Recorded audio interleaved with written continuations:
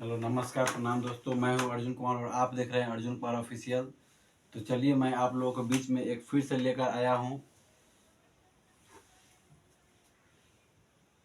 कहा जाता है कि जो विष्णु जीव का विष्णु पुराण में विष्णु भगवान का 11 अवतार थे। तो उसी अवतार के सबसे हम फर्स्ट अवतार के बारे में कथा जो है उसको सुनाना चाहूँगा आप लोगों के बीच कि फर्स्ट अवतार उनका क्या था, फर्स्ट अवतार में क्या क्या हुआ, विष्णु जी का पहला अवतार क्या था, उसके बारे में मैं आप लोगों को बताऊंगा। तो विष्णु जी का सबसे पहला अवतार था मत्स्य अवतार, दूसरा अवतार था कच्छप अवतार, तीसरा अवतार था वराह अवतार, तीसरा अवतार था नरसिंह अवतार और चौथा अवतार था वामन अवतार, पांचवा अवतार था परशुराम अवतार, छठा अवतार था राम अवतार, सातवां अवतार था कृष्ण अवतार और नौवां अवतार था बुद्ध अवतार, 10वां अवतार था कलिक अवतार और 11वां अवतार है जो बजरंग बली के रूप में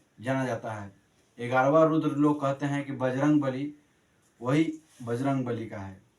तो चलिए हम सबसे पहले मत्स्य अवतार के बारे में आप लोगों को चर्चा करता हूँ, इसके बारे में बता रहा हूँ कि मत्स्य अवतार की कथा। मत्स्य अवतार भगवान विष्णु के प्रथम अवतार हैं।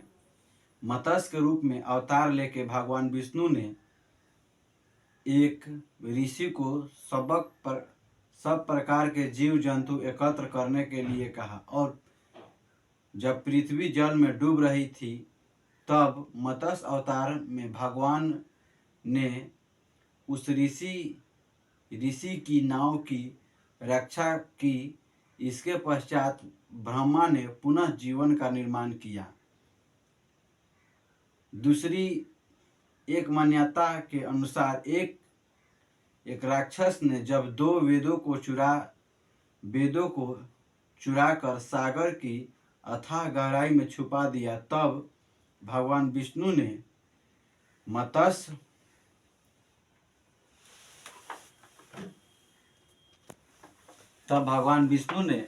मत्स्य अवतार धारण करके वेदों के प्राप्त किया और उन्हें पुनः स्थापित किया। मत्स्य अवतार की कथा। एक बार ब्रह्मा जी अवासधानी के कारण एक बहुत बड़े दैत्य ने वेदों को चुरा लिया। उस दैत्य का नाम हयग्रीव था। वेदों को चुरा लिया जाने के कारण ज्ञान लुप्त हो गया। चारों ओर अज्ञानता का अंधकार फैल गया और पाप तथा अधर्म का बोलबाला हो गया। तब भगवान विष्णु ने धर्म की रक्षा के लिए मत्स्य रूप धारण करके हयग्रीव का वध किए और वेदों की रक्षा की। भगवान ने मत्स्य का रूप किस प्रकार धारण किया, इसकी समकालीनी तथा इस प्रकार है। कल्पांत के पूर्व एक पुण्यात्मा राजा तप कर रहा था। राजा का नाम सत्यव्रत था। सत्यव्रत पुण्यात्मा तो था ही, बड़े उदार हृदय का भी था। प्रभात का समय था, सूर्योदय हो चुका था। सत्यव्रत कृतमाला नदी में स्नान कर रहा था। उसने स्नान करने के पश्चात जब तर्पण के लिए अंजलि में जल लिया तो अंजलि में जल के साथ एक छोटी सी मछली भी आ गई। सत्यव्रत ने मछली को नदी में जल में छोड़ दिया। मछली बोली, राजन, जल के बड़े बड़े जीव छोटे छोटे जीवों को मारकर खा जाते हैं। अवश्य कोई बड़ा जीव मुझे भी मारकर खा जाएगा। कृपा करके मेरे प्राणों की रक्षा कीजिए। सत्यव्रत के हृदय में दया उत्पन्न हो उठी। उसने मछली को जल से भरे हुए अपने कमंडलू में डाल लिए। तभी एक आश्चर्यजनक घटना घटना घटी। एक रात में मछली का शरीर इतना बड़ा हो गया कि कुमंडलू उसके रहने के लिए छोटा पड़ने लगा। उसने दूसरे दिन मछली सत्यव्रत से बोली, राजन, मेरे रहने के लिए कोई दूसरा स्थान ढूंढिए, क्योंकि मेरे शरीर बड़ा हो गए हैं। मुझे घूमने फिरने में बड़ा कष्ट होता है। सत्यव्रत ने मछली को कमंडलू से निकालकर पानी से भरे हुए मटके में रखवा दिया। यहाँ भी मछली का शरीर रात भर में मटके के इतना बड़ा हो गया कि मटका भी उसके रहने के लिए छोटा पड़ गया। दूसरे दिन मछली पुनः सत्यव्रत से बोली, राजन, मेरे रहने के लिए कहीं और प्रबंध कीजिए, क्योंकि मटका भी मेरे रहने के लिए छोटा पड़ रहा है। तब सत्यव्रत ने मछली को निकालकर एक सरोवर में डाल दिया, किंतु सरोवर भी मछली के लिए छोटा पड़ गया। इसके बाद सत्यव्रत ने मछली को नदी में और फिर उसके बाद समुद्र में डाल दिया। आश्चर्य, समुद्र में भी मछली का शरीर इतना अधिक बढ़ गया कि मछली के रहने के लिए वह छोटा पड़ गया। अतः मछली पुनः सत्यव्रत से बोली, राजन, यह समुद्र भी मेरे रहने के लिए उपयुक्त नहीं है। मेरे रहने के लिए व्यवस्था कहीं और कीजिए। अतः सत्यव्रत विस्मय हो उठा। उसने आज तक ऐसी मछली कभी नहीं देखी थी। वह विस्मय भरे स्वर में बोला, मेरी बुद्धि को विस्मय के सागर में डुबो देने वाले आप कौन हैं? मत्स्य रूपधारी श्रीहरि ने उत्तर दिया, राजन, हैग्रीव नामक दैत्य ने वेदों को चुरा लिया है।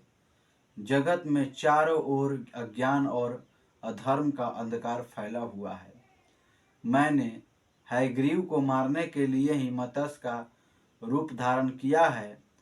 आज से 7वें दिन पृथ्वी प्रलय के चक्र में फिर जाएगी। समुद्र उमड़ उठेगा, भयानक वृष्टि होगी, सारी पृथ्वी पानी में डूब जाएगी।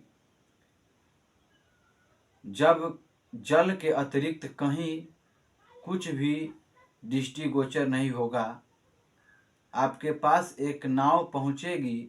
आप सभी अनजानों और औषधियों के बीजों को लेकर सप्त ऋषियों के साथ नाव पर बैठ जाइएगा।